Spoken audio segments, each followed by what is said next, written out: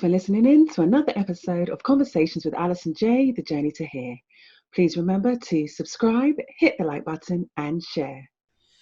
Hello and welcome to another episode of Conversations with Alison J, The Journey to Here. I'm your host, Alison J. Today, I'm delighted to welcome our guest, JD Weatherspoon, co-founder of Mastermind Connect. JD, firstly, let me say publicly, happy birthday. Thank you. Thank you for sharing the first part of your birthday with us here on Conversations with Alison J. No, thank you for the invitation. If I can give on my birthday, then that probably means I'm doing something right. So thank you for the opportunity to, be present and exchange energies, ideas. I'm sure something's going to come of this. Thank you. I appreciate that. And I believe so too. So JD, the reason that I reached out to you is because I'm on a journey of discovery. And one of those things, being on a journey of discovery, is people think that being on a journey of discovery means finding out who you are. And in a large part, that is correct, because we all need to know who we are at our core. Yes. But another part of that is finding out who I'm connected to, where I'm from, where I'm going. And so that a lot of the pitfalls that have been faced in the past can be avoided moving forward if we connect all of these things together. And one of the things that I am very passionate about is men, particularly men of color. Okay. And the reason being, I think, and I'm not trying to sound cliche, and I'm not trying to sound all new age, but I really... No disclaimer necessary. Your truth is your truth. But I really do believe that men don't get the help that they need, because as women, we can call up our girlfriends and we are allowed to express, we're allowed to share. Whereas men, I don't think, are given that same freedom to be able to do that. And as a result, I really find that there's a lot of men that are going through many things and feeling like, that atlas with the world on their shoulders. Yes, that's pretty appropriate. Yeah, and I feel like a lot of men are buckling underneath that. Or they're shrugging. Yeah, when I don't think they really, it's not that they don't need to, it's just that historically, they've never been given the outlet or the avenue or even the permission, dare I use that word, to do so. So that's how, when I came across Mastermind Connect and I started to read into what Mastermind Connect is and what you guys do, I was so excited to reach out to say, JD, let's talk. Let's talk about men. Let's talk about our men. Let's talk about where they're coming from, what they're going through, and how we can get them to successfully and healthily, mentally and spiritually and emotionally get to where they need to be. So JD, if you can please share your journey, your story, and how do you feel about the mouthful I just threw at you? Yeah, so my first response with that would be like, how much time do you have? How much time do you need? Let's do this. Exactly, right. No, I don't want to talk up your series like that. But long and short, I guess weaving it into your opening, beginning with self and what that means and connecting all of those pieces. To a certain extent, I feel like most of us are amalgams of the people, places, and experiences that occurred within the first certain chunk of their lives, right? Like everything you see through like ages 4 to 6 sets the basis for what your personality is. And you sort of become you in your purest state, like around 12 or 13. And then you sort of spend the rest of your life trying to get back to that. Or at least that's what I've garnered from a lot of the people that I'm connected to, and definitely what I've discovered to be the truth about myself as I continue to grow, in my ripe old age of 31. So what does that make me? Like maybe 9 years separated from childhood for real? I have found that like my greatest clarity comes from tapping into things that would make my 12-year-old self proud.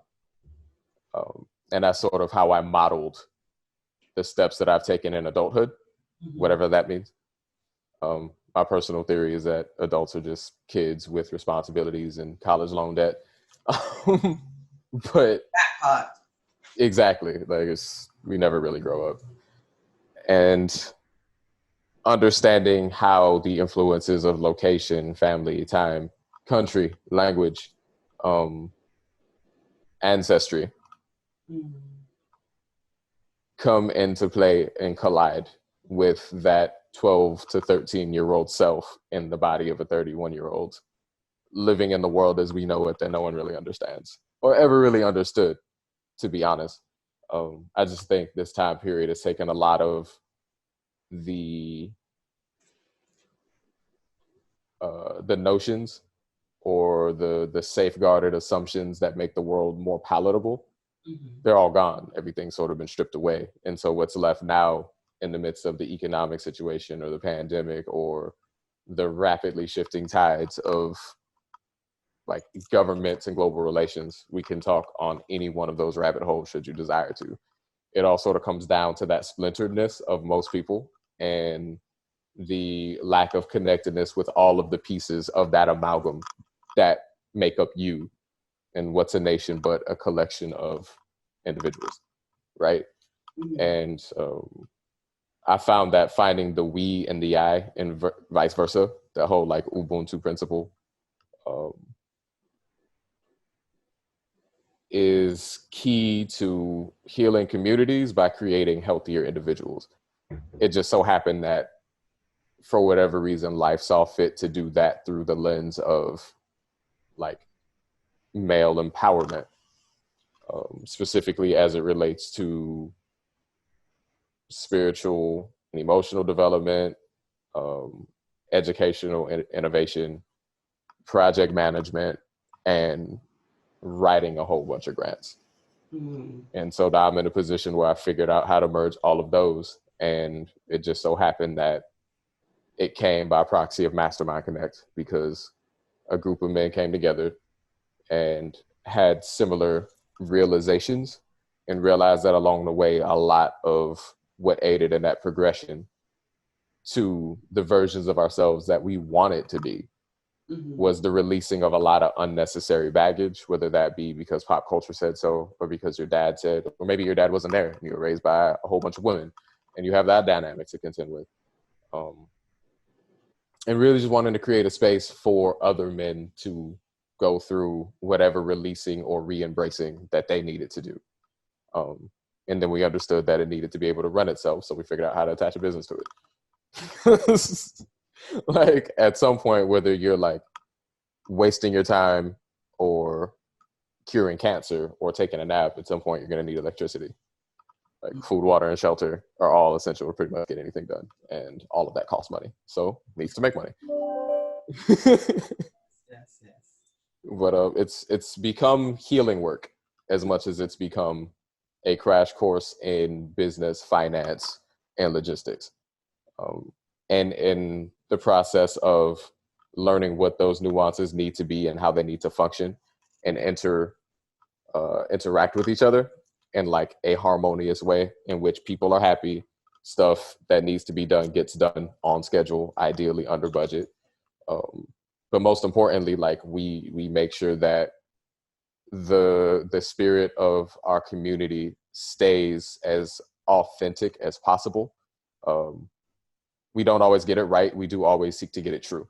And I think that authenticity is what has made our organization successful and allowed us to continue to not only exist, but to actually be poised to grow in the midst of a current ecosystem in which giants are falling. Yes. And one of the things that you said that I've never heard, and it's as simple as it is, you use the terms male empowerment, because we see women's empowerment, women's rights everywhere. And and I appreciate it as a woman and as a Black woman. Believe me, Yes. I fully appreciate that, because I know without some form of women's empowerment, a lot of the rights I have today, I wouldn't have. Absolutely. However, And that, which by the way exists largely in part because of Black women. So there is that. right.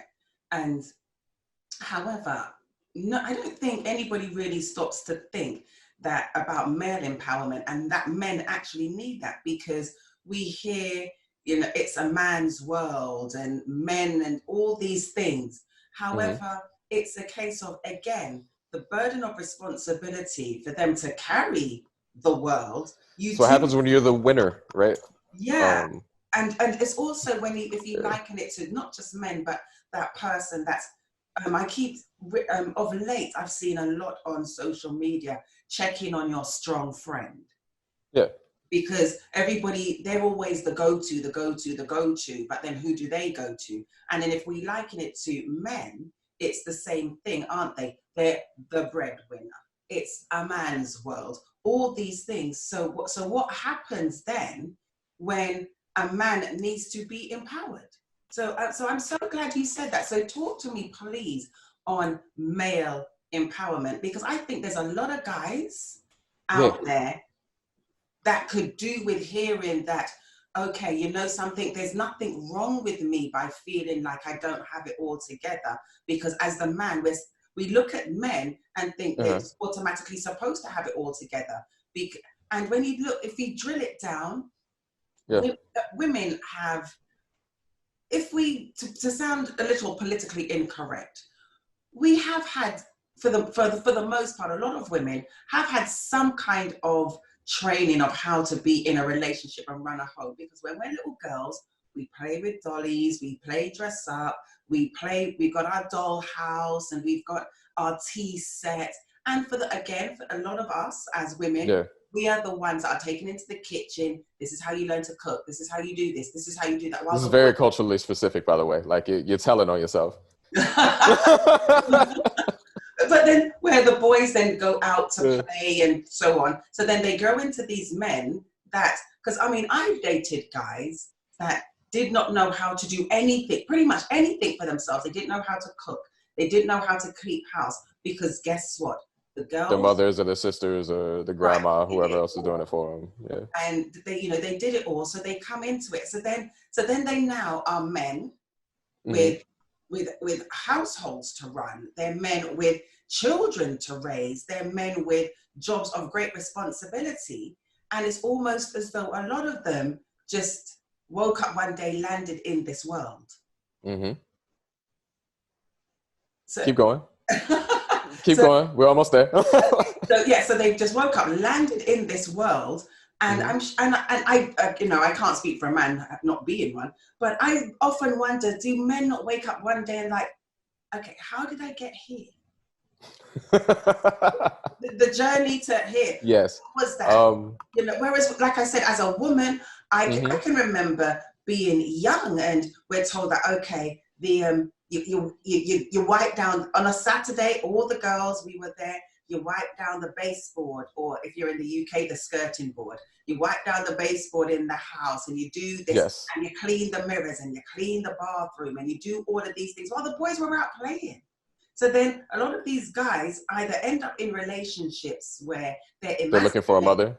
Yeah, and they're emasculated in it, because sometimes, I'm not saying this for all women, but sometimes a woman would see that and think, yeah, without me, and then then you get the henpecked man, or you get another man who doesn't know how to do that, and he's got this nice place and has to get this housekeeper in because he's got no clue of cleaning products, how to manage life in that aspect.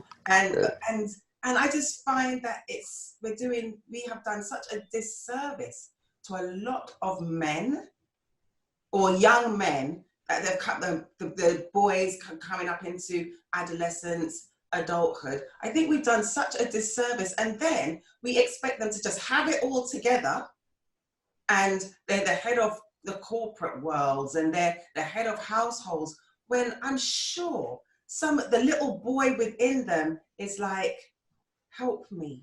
please. Oh, completely lost and ignored. Okay, so yet another mouthful. Jeez, Allison. All right, so let's back it up a couple exits. From what I've found and what we've seen, it comes down to the relationship, real and perceived, right, of power dynamics.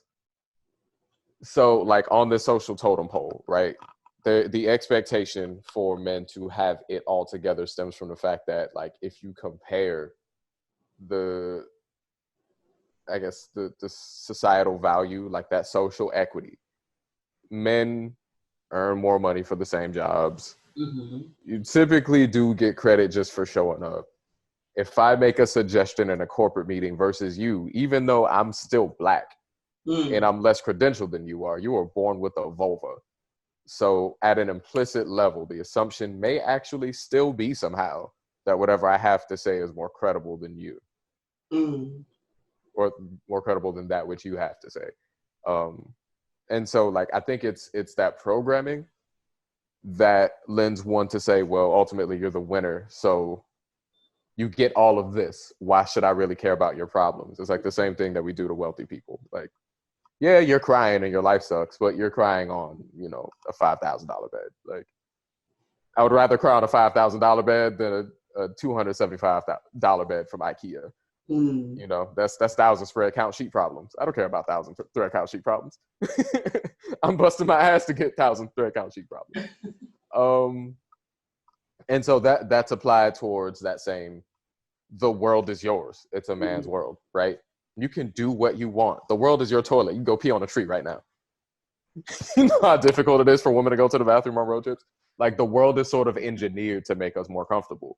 So the idea that, like, we have needs, I could totally see why women are like, wait, what? How's your life so hard? Yeah. So that is one. Alternatively, the reality of the situation is those same dynamics that patriarchy created, like, screws everybody. Like, whether you're the warden, the prisoner, or like the prison guard, you're all doing time. So the current paradigm that all of this operates in is inherently toxic to everybody. That's why both toxic masculinity and toxic femininity are things. Like, both of us are maladjusted to this entire dynamic.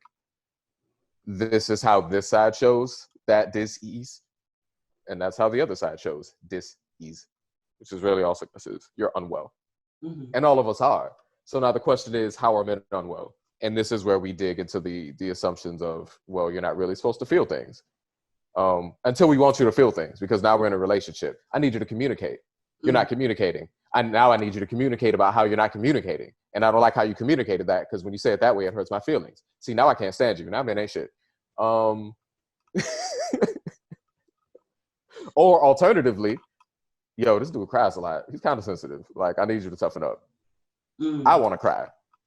If you're crying, I can't lean on your shoulder. And this applies for even the most woke and informed and emotionally intelligent of women that I know. We all have double standards of each other. The only difference is one is proliferated in a way that seems to be more socially acceptable. Like, everyone has double standards as it relates to women. Everyone has double standards as it relates to men. Like, me hitting you in the middle of the street is going to generate a completely different reaction than you slapping me in the face in a movie theater.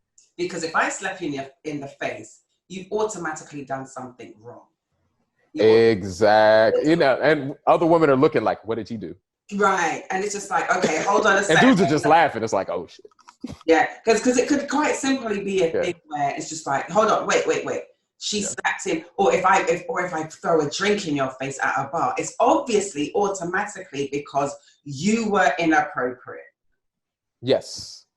And nobody stops to think about, and this leads into a completely different exit, as you put it, that guess what? There are men that suffer from domestic abuse, domestic violence. That actually could be that. But because of the preconceived notions and, like you said, the programming, we're automatically going to assume if a man gets slapped in the face, he's done something inappropriate. And if a woman gets slapped in the face, He's abusive. She's being abusive, being abused. Yes, and that is actually quite a double standard, because that actually might not be the case at all. It might not. Now, statistically, let's be real. Like, men abuse women at a rate that's significantly higher. and when we are definitely we're not discounting that at all. But we are looking at that. It's not that is exactly. You know what? Okay, 9 times out of 10, it may be the case, but that 1 time out of 10, it may not be. Exactly, and that's all we're saying, and that's really just like one example. More commonly, it's just a lack of understanding of valuable human connection, which stems from like that disjointed relationship that men have to self, because there is a breadth of like thoughts, emotions, general human existence that a lot of us either actually are or at least perceive ourselves to be separate from. Like, I can't feel that. Or you start to open yourself up to like matters of the heart in general, because most men, especially like men of color, if we're gonna go there, BIPOC, let's rock with that. You're always manifesting, because the paradigm is sort of constructed to trip you up. Fundamentally, even if you removed all racists from economics, law enforcement, and education, the system itself, like at an infrastructural level, is designed so that I benefit less. So you spend most of your time, if you're not careful, in a state of playing chess. How can I be 3 moves ahead so I can manipulate this situation to make sure that I don't get the short end of the stick? So you end up living in your head a lot, and that disconnects you from the rest of you. And like, there's just more wisdom and understanding from the neck to the foot than there is from the shoulders to the top of the head. And so you miss out. And one thing that definitely goes out the window, speaking from personal experience, when things get real, empathy goes out. I become very impatient. I become very demanding. I don't have time. Get it done. You're messing with my livelihood right now. Now I feel unsafe. And that is absolutely a trained behavior that stems from trauma. I know what it's like to be I'm not going there again. I had to fight too hard to get to this. And I'm glad you said that, because one of the things I wanted to ask you was, why Mastermind Connect? What happened when you saw that need and you says, okay, because I'm a firm believer in, a lot of the times when we start a movement, when we start an organization, it is as a result of an experience lived, or as as a result of something else that you saw somebody live that impacted you. So so many. That's an entire lifetime. What is JD's journey that led to Mastermind Connect and JD's discovery of self? So from the observational level, just seeing the men who raised me and looking at like the benefits and also the things that I had to unlearn that may have served them for the time that they came to understand the world. But then keeping it in perspective, when you raise anyone who was born of a different time, you have to keep in mind that like you're not teaching them to understand the world as you know it, because by the time they're going to be your age, that world won't exist anymore. And so it became a lifelong crash course infusing old school sensibility with new school innovation. Because like there are a lot of down home traditional values that absolutely still work. Like you're not going to get much without hard work. Yes. Period. Doesn't, whether you want to be a professional video gamer, whether you want to be Insta famous, whether you want to cure cancer, it's going to take some level of discipline and tenacity. And that I have in truckloads, because all I saw was work. But where was the balance? Exactly. And so now you see, oh, you're 60 and your body's shot. because your association with your role as the man in this is self-sacrifice at like a masochistic level. But you had to survive some ungodly times, so I get it. Like, you were raised by a sharecropper, like normal for you. You were happy to go to school because it meant you didn't have to work on a farm. Your concept of a hard day's work is very different from mine. But it also taught me how to apply different, like, I think there's a very real principle that I was instilled with. However, like, that compounded tendency towards self-sacrifice resulted in having all of this built up, whether that be stress, whether that be fatigue, whether that be deep emotional scarring that you won't talk about, either that because of something that happened in the home or because you happen to be alive during desegregation. You know what I mean? Like, it's all of that. And starting to decode what that looked like for generation 1 versus 2 versus 3, and then applying that to the outside world and seeing how that played across different households, whether that be, once again, culture, location. I was blessed to have a very diverse group of people just growing up. So I got to see how that narrative played out in a different cultural context. And you just start to see the linkages, like, okay, we all have the same problem. We have different names for it, but the human experience is very similar, right? And so that heavily influenced what I focused on in my own self-development. Like, what type of man do I want to become? Because alternatively, I can also say the type of man I do not want to become. Being the youngest in a large family, you get a chance to sort of learn by proxy of other people's experiences. So now I can look and see modeled, if I do this today, in 5 years, this is probably going to be the result based on the way that my personality is. So you get a chance to, like, have a lot of cheat codes. Alternatively, if you're an extremist, like I inherently am, who likes to push things to the brink, you test out that cheat code on every single scenario and until it breaks. I mean, you find out what the limits are. And it's been beneficial because I've been able to cover a lot of ground relatively quickly. And it's also potentially detrimental because that means you're going to hit your head a lot. But it gave me a very firm understanding of how not to push things, whether that be working myself too hard, whether that be respecting other people's boundaries. And I think I was able to fuse that in a way that put me online to meet the right people. And Mastermind honestly took care of itself. At a real level, I genuinely believe that whatever Mastermind is, used us to create it. Because now it has its own momentum. And we've all been forced to take more accountability for more aspects of ourselves as it relates to self-discovery, because what we promote and what we bolster is growth and self-discovery. So now you have to be about that. Like, you have to walk it like you talk it. You say, I come here, this is what we do. Is it? Because the people on the inside are going to get a good look at you. And if you're not consistently showing up and doing the shadow work and actually doing this breath of meditation and actually modifying your diet so that you eat cleaner, and if you're actually exercising, like, all of these things, like, this is a subscription-based model. We're selling you content. Where's it going to come from? It has to be your life. Hopefully that all made sense. I know that was another mouthful. Yeah, no, honestly, it did make sense. And one of the things I liked and that you referred to as, you used the examples that you had seen growing up and you referred to them as cheat sheets. Absolutely. Because I got to skip a lot of headaches.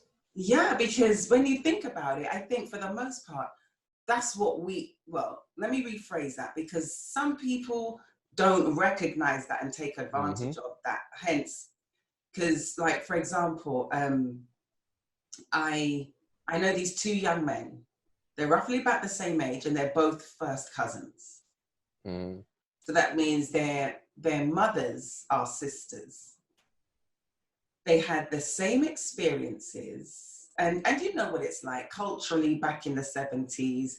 Listen, now a lot of us would be in care the way we used to get beaten, because we used to get beat,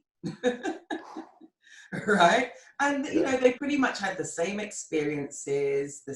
Both of their mothers were kind of, I would say, a little bit extreme in the beating, and call it abusive, because in today's day and age, that's what you would call it. You're right? telling on yourself again. Listen, just. Yeah. So, and then fast forward a few years.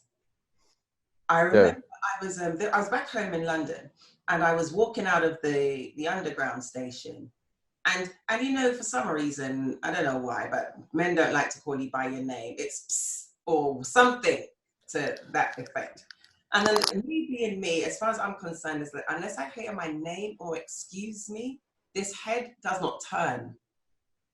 So, and then eventually I heard my name, so I stopped, and I recognized who it was, and we were talking. So I asked about his cousin, and he was just shook his head, and because he was telling me what he's doing, he's training to be a chef, he's got a little girl, all the great things that you could look at and think, okay, you're doing well. His cousin, on the other hand, was in the paper as one of the area's most wanted, on the run, been in and out of jail. And I say that to say, one cousin looked at the cheat sheet. And the other did not. And the other did not. And it's just amazing that you could have two people. You can have two brothers that grow up in the same house to do that.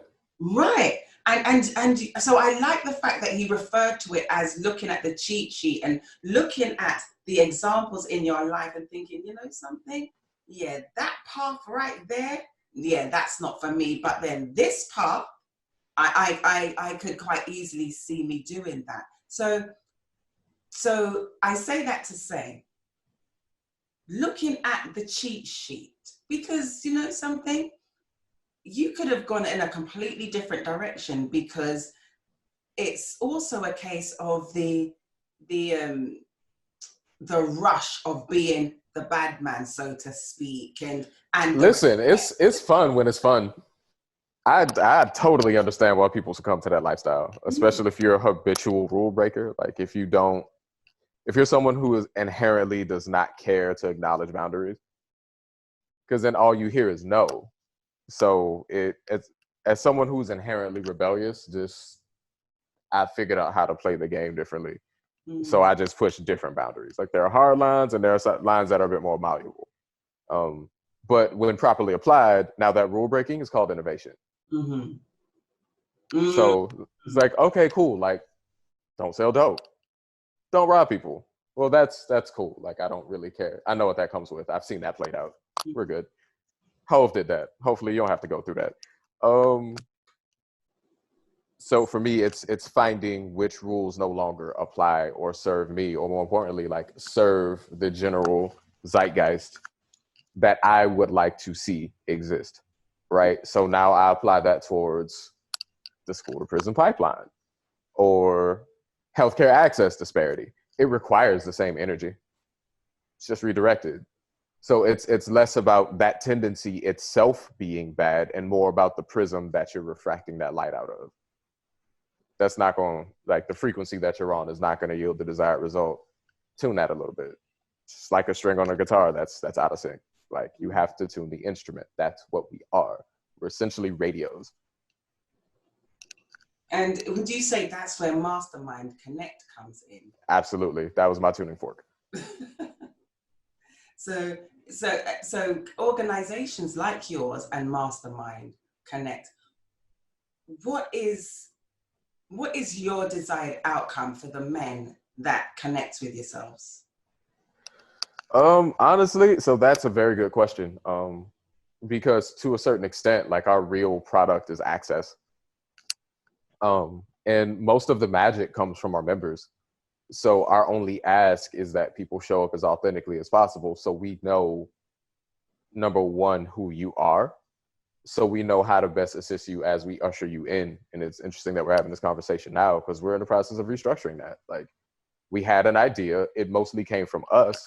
Well, Mastermind Connect hasn't been the quote unquote founders for a few years now. It has so many different faces and we're spread across the country. So, and now like with the COVID situation, we're just as much virtual as we are physical. In some cases more. So now we have to be more mindful of what that looks like and how that translates to people who are not in New York, Washington, D.C., Los Angeles, or Denver, Colorado. Like, that we have to be mindful of the Carolinas and Louisiana and Texas and other parts of California. So, and also as we continue to expand, potentially globally. And so that requires a lot of releasing of the reins. The one thing that we need from our members is to bring whatever their magic is. Because like, I already know what I have. I push the capacity, or like, I guess the boundaries of my own capabilities on a regular basis. I probably need some of what your wisdom looks like. So I need you to be as dope as you can possibly be, so you can continue to bring this, because it's to my benefit that you prosper. But how do we help you get there? Right, that is where I'm going, because it's all well and good to say I need you to bring your magic, but are we not talking about, because it would be all great if we were all conscious, right? It would be great, like really wonderful, but a lot of people aren't. Oh, most people aren't. And I'm not saying conscious as in we've got to start the next Black Panther movement or something like that. You don't need to drink sea moss to be that kind of There's just aware, absolutely.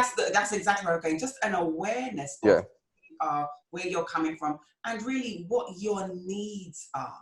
But you've got a lot of men, and dare I say, you've got actually a lot of women that don't know that and don't know how to get to that, don't know how to tap into that. So Mastermind Connect, is that something where, for example, a guy could just come in and say, look, I've reached the age of nearly 50 years old, and I've been relatively successful in what I'm doing, but I feel like I've been feeling my way in the dark in some areas. I've been feeling like I've just been going with the flow. That flow has led me in good directions, and I've had some pitfalls, but how do I tap into, to use that term you use, that magic that I need to bring to make me more of a whole human being, a whole man, a whole person, so that my sons and my grandsons coming up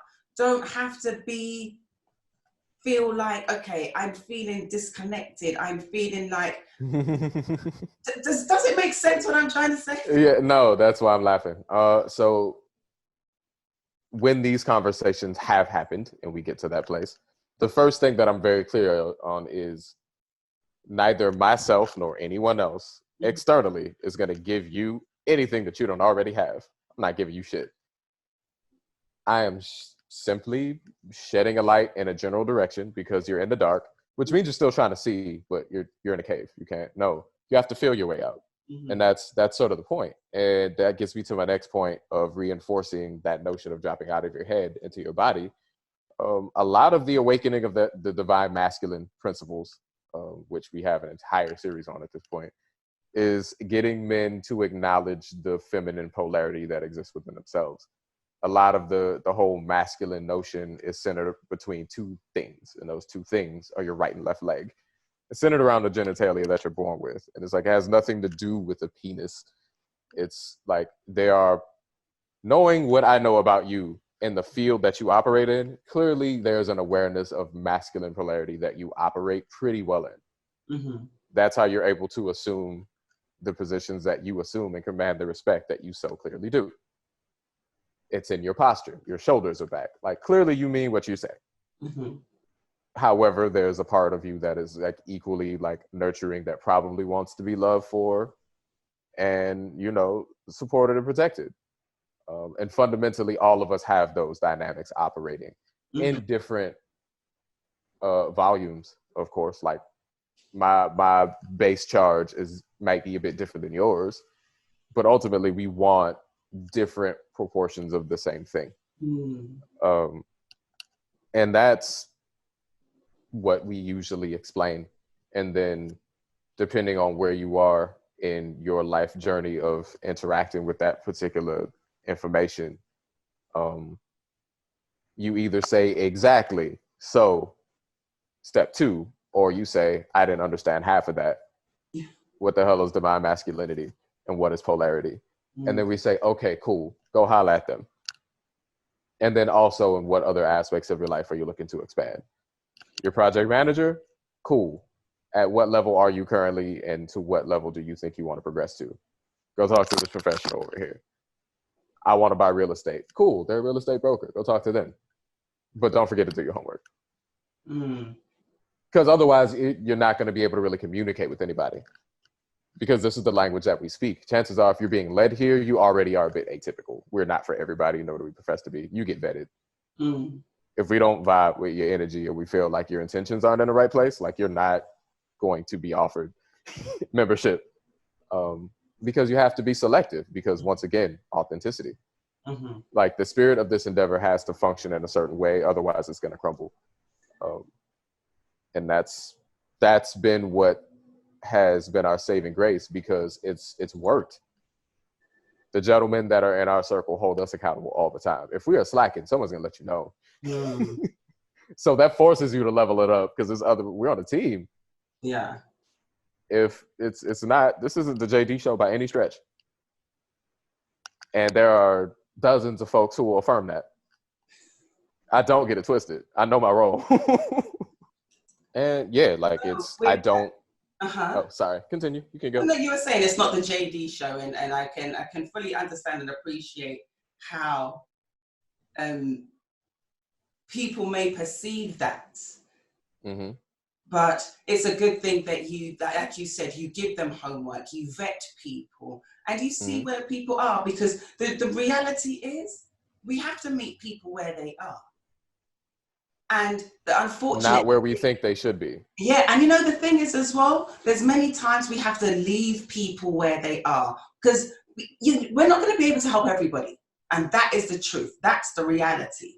Jesus says we don't.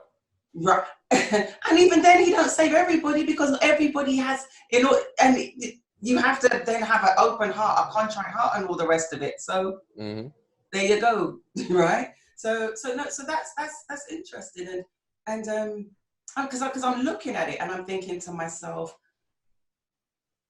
obviously, with looking at the men that I know, the men in my life, men I'm related to, and there's so many times I've looked at things that they've gone through, and I've been in relationships with, and I just looked at it and I just thought to myself, coming up 10, 15 years ago, if only there were organizations and companies and like Mastermind Connect, because I think there's a lot of men that need a lot of healing.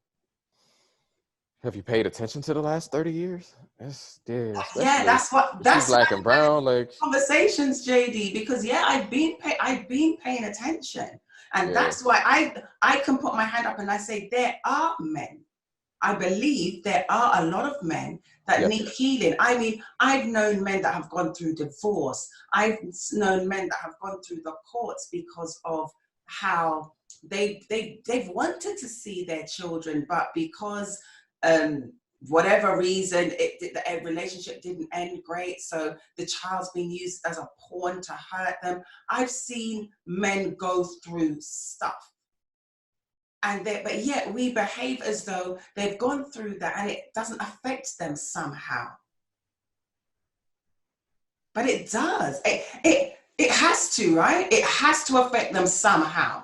Everything affects everything. So yes, the question is whether or not you choose to acknowledge it. But that's a real narrative that we. You said whether or not they choose to acknowledge it. Yeah. Up until the last 5 years.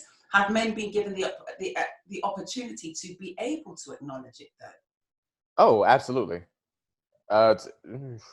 7 tops. Yeah, about that. That sounds about right. I see. Up until then. So what about everybody before that? Right. And not even everybody before that. I'm talking about still, because 7 years is still relatively a short period of time. Very. So in the last 7 years, there's not that many places or avenues or outlets that have come up in the last 7 years for men worldwide to be able to know exists, to be able to tap into it, to help them on that journey of men connecting with men, and I'm not talking about in a seedy way, but men connecting with men to be able to empower each other, help each other, hold each other accountable. Yes. So that men can live healthier lives on an emotional level, on a spiritual level, and on a mental level.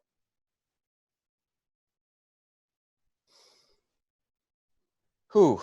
Okay. Repeat that last sentence. That was about 5 dynamics in once, and I want to make sure that I catch all of them before we wrap up. Men connecting with men, and Yes. not in a seedy way, to hold each other accountable. Yep. To encourage and support each other. To be there for each other, to help each other build, grow, and heal on an emotional level, on a mental level, and in some cases on a spiritual level, because even the Bible says iron sharpeneth iron. Exactly. On a much more spiritual level than one would assume, actually. That's been a recent addition to encapsulate all of that, which we may need to use that clip, because that's such a good sum up and put that on the website. You're welcome, JD. That was so good, because that is exactly what we seek to do. We look at it holistically. We want to look at the entire person, and that includes the dark and the shadow, and that actually starts with the spirit and then goes to the mind and then goes to the body. But our principles, like our pillars, officially are resources, reciprocity, and respect, with the add-on of accountability. And so our goal is to stay as true to everything that you just named, as possible, and then create programming and events and corporate partnerships and youth programs, because we have a nonprofit. Well, we don't have, there is also the nonprofit of Young Masterminds Initiative. And we apply those same things to 15-year-olds, because imagine if all of us had been introduced to this as a preteen. Yes. Many of us would have avoided, a lot of needless hardship. Start at 12, drop it down 3 years. And our range is 12 to 17. So okay, yeah, because definitely. So as women, what can we do to help? Without women, we wouldn't have been here in the first place, to be honest with you. Like, the irony in men's work is... There's that part. I didn't want to blow our trumpet too loudly, I just, Truth doesn't need any debate. And the funny thing about the truth is, like, you don't have to be excited about it or even like it to acknowledge the fact that it's a fact. Objectively speaking, it has been women like yourself who see the work and understand the necessariness, and probably have been working in that capacity and got to that wall where they realize men actually need to do this. And then saying, there are some men who are doing this. I think they're doing this. Let me learn more about them, because y'all study everything first. And then randomly we'll get a message, and it's like, hey, I love what you're doing. Here's my nephew. Here's my boyfriend. Here's my husband. Here's my brother. For either membership or programming, or I see what you're doing here. I like this. How do we help you make it bigger? And that goes, once again, like, you can't move an entire community. I like to say village, because I think like a caveman. And completely shamelessly at that, I fully embrace that. But how do you move a community forward if only one half of the constituency is evolving? And I think for a long time, women have figured out how to promote each other and support each other through hard times. That is how the diaspora has been able to persist in such a way, right? So a lot of our cues have been sort of taken from the other side of the aisle and say, how do they support each other? Cool. We don't necessarily need that, but we do need to support each other that well. Yes. So what does that look like for us now? And so we found ourselves sort of creating what that paradigm is going to entail. And that's become what the culture is. And it's and that's how we started. It looks like we're going to end how we started, because that is we always do what we said in the beginning about women being able to connect and talk and share, men not having that. So obviously programs like Mastermind Connect are allowing men that space, that freedom, that platform to be able to do that with each other. And that is an amazing, amazing thing. So JD, what is next for Mastermind Connect? Well, for Mastermind Connect, it is specifically making this pivot and, restructuring much of how our digital programming goes. We released an app this year called Alchemy, just because we wanted our own alternative to social media. And if you want to be an owner, you have to own everything, and that includes your data. I'm cool with more of my stuff not being on the database over at the Facebook head office. And so building that out, making the offerings in there more robust, continuing to listen more to our membership and the structuring of our board, and the council that's going to come from there, and how the program develops and scales, because now it's gotten too big for us to manage. All good problems, but it also requires a lot of time and energy. So working smarter for sure. Letting the members definitely not letting them, just stepping out of the way, I think, so that magic that has been activated can continue to bear more fruit. For Young Masterminds Initiative, that is just expansion in general. Our Camping to Connect initiative, where we take, young men from the city and we do outdoor leadership development by proxy of wilderness excursion. Obviously it's kind of novel. And so that's garnered more attention. And so probably going to spend a bit more time in the woods. Rather you than me. Oh, well, no, I love it. I grew up as a Boy Scout. So my normal is going outside quite often. That's why corporate didn't work, full stop. Yeah, I get that. So that's what's going on with us. And where can people find you? www.mastermindconnect.com. And you can do mastermindconnect.com/Young Masterminds Initiative, or just YMI. I forgot, but if you Google either, it'll pop up. Our Camping to Connect, you can find us at campingtoconnect.com, IG Mastermind Connect, Facebook Mastermind Connect. Great, thank you, JD. This has been great. As always, it's been a pleasure speaking to you. Looking forward to connecting with you on more projects, and exactly. It's very heartwarming to hear that there are programs like the ones you guys run that are there to help men, empower men, bring a community of men together to hold each other accountable so that they can be better people, because it's not just about being a better husband, a better father, a better boss. It's about being a better man, and sometimes for themselves, because you need to be a better man for you first before you can be a better man for your wife, your child, your employees, and so on. So thank you so much for sharing the first part of your birthday with me. And thank you for giving me space to give a gift. It's how many people you bless is how you measure success. So well received, and continue to do this work of bigging up the people who are doing the work. That's how the world finds out about it. Thank you. Thank you so much, JD. Blessings to you. Enjoy the rest of your day. Be safe and stay sane. Likewise. Okay.